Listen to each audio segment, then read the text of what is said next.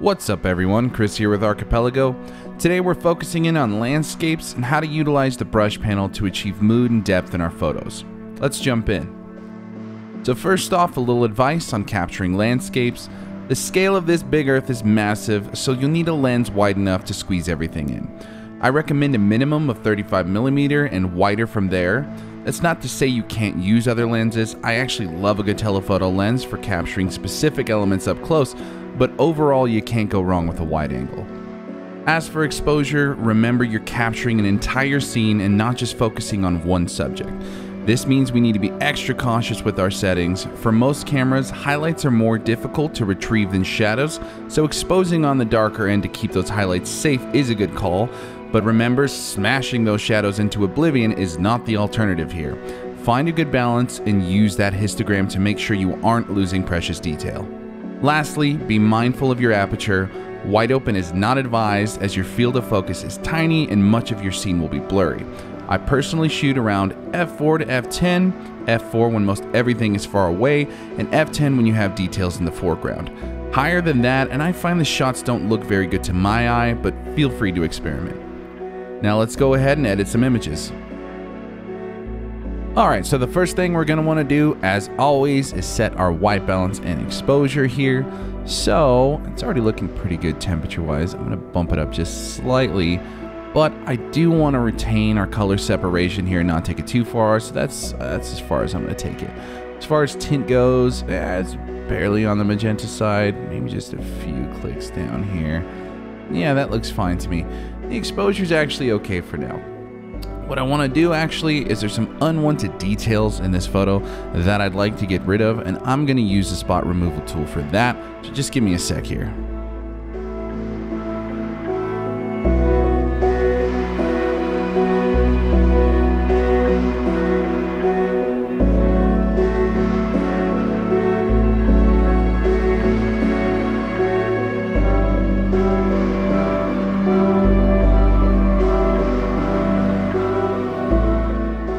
Alright, that's looking pretty good to my eye. Now let's go ahead and throw on a preset. I'm going to be going with Quest 072 here. I'm going to give that a click. Looking beautiful. Alright, let's get to work now. So one of my main goals when editing landscape photography is achieving depth, highlighting scale, and setting the mood. I want the viewer to experience how this looked and felt in real life, or as close as humanly possible, and because digital imagery is just so sterile straight out of camera, it's my job to breathe a little life back into it. So the preset has already done a lot for us, but I'm going to go ahead and make some brush adjustments to just add a little bit more drama to the photo. Okay, so head up to your brush panel. Now, first thing I'm going to do here is just start adding in some contrast in specific areas of the photo where I want to highlight things, okay? So I'm actually going to slide up my clarity a little bit right here, and I'm going to use that to add in contrast. So the rocks here over on the right, I'm going to go ahead and hit these. I want to highlight those just like that. Doesn't need to be too exact. Perfect. All right, let's create a new one so we can stay organized here. Also want to do the same thing over here where the light is hitting the rocks on the left. Just like that. Looking good. Maybe a little bit over here. All right. Now, for the cliff face off in the distance there, I actually kind of want to do the opposite. I'm not going to want to add clarity to that or add any contrast to that because I really do want to pronounce the effect that it's far away. And so the more distance in space you are far away from something, the more air, the more molecules, you're going to get that haziness. And I want to highlight that. So I'm actually going to slide my clarity slider over here to the left. Not too much. Okay, and I'm going to throw my auto mask on just so I'm not affecting the rocks closer here. Close right here. That line. Perfect. I can take that off now and just start hitting the rest of them. Now this is going to be a really subtle effect, and I might actually bump it up a little bit. Let's just see how this looks. Cool. I'm actually still just going to take it down a little bit with the clarity. Right about there is looking good to me. Sounds good. All right. So the next thing after this that I like to do is I like to pronounce the shadows a little bit more, just to add a little bit more drama. But I don't want to do it to the entire frame. I want to pick specific areas of the image. So I'm going to use the brush for that. Create another new brush here. Gonna zero out clarity, and we're gonna bring our exposure just down a tad, okay? And then all of the areas where I see my shadows, I'm gonna start highlighting those. Just like this. Now this is looking like a bit much actually. I'll probably adjust that here in a sec. Let me just go ahead and do that. Slide it up a bit. Right about there is looking good. And I'm just gonna continue to hit the rest of the frame here.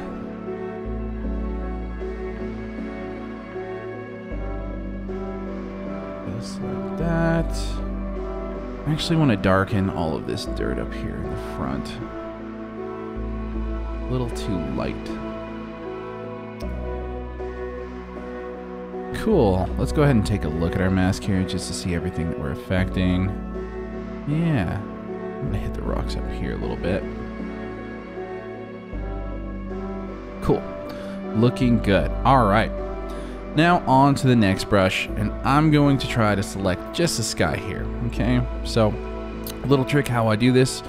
I'm gonna want to click down here to show selected mask overlay, and then we're gonna auto mask, so that way we can ride the edge of these cliffs here, and just work your way all the way across the frame. Don't worry if you start selecting a little bit of a cliff there, be able to get rid of that with the eraser tool. Keep going. Make this a little smaller here so I can get that white cloud.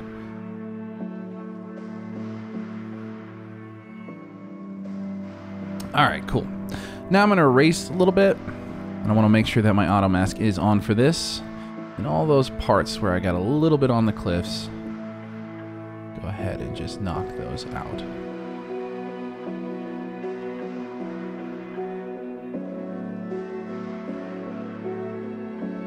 All right, that's good enough for me. I'm gonna go back to just my brush here, select A, turn off the auto mask so I can just hit everything else.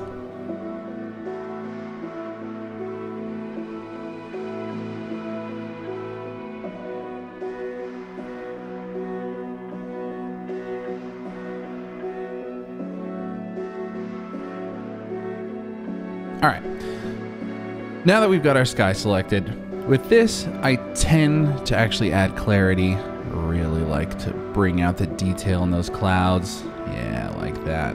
Beautiful. Do that a little bit. Actually reduce the texture just a little bit because it starts to look a bit intense, and this will soften it out, yet it'll give you that contrast and shape that you want.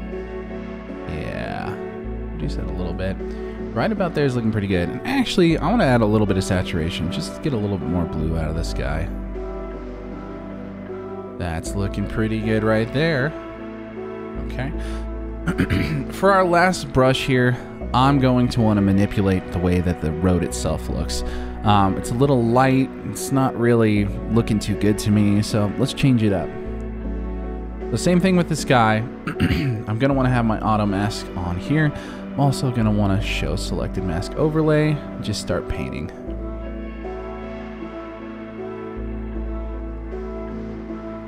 I'm going to zoom in here just so I can get these little bits.